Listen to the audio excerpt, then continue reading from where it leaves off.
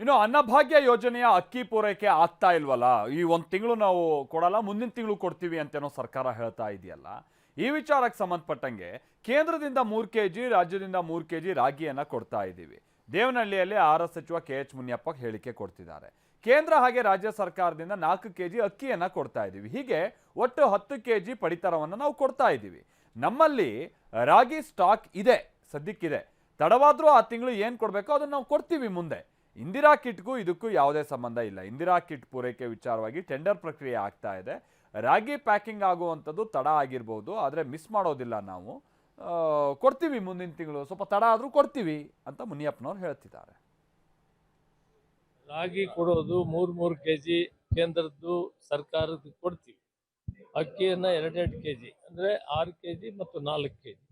6 kg ರಾಗಿ, 4 kg ಅಕ್ಕಿ ಕೊಡಬೇಕು. ಯಾವುದೇ ಕಾರಣಕ್ಕೆ ಇಲ್ಲ, ಶಾರ್ಟೇಜ್ ಇಲ್ಲ, ಅವರು ಕೊಡ್ತಾ ಇದ್ದಾರೆ. ಅದಕ್ಕೆ ಯಾವುದು ತೊಂದರೆ ಇಲ್ಲ.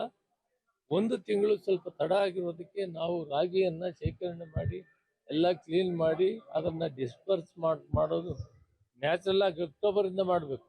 ಆದರೆ ನಮ್ಮ ಹತ್ರ ರಾಗಿ ಒಂದು ಸ್ಟಾಕ್ ಜಾಸ್ತಿ ಇರೋದ್ರಿಂದ ಅದನ್ನು ಹೀಗೆ ವಿತರಣೆ ಮಾಡೋಣ ಶುರು ಮಾಡಿದ್ರಿಂದ ಸ್ವಲ್ಪ ತಡ ಆಗಿದೆ.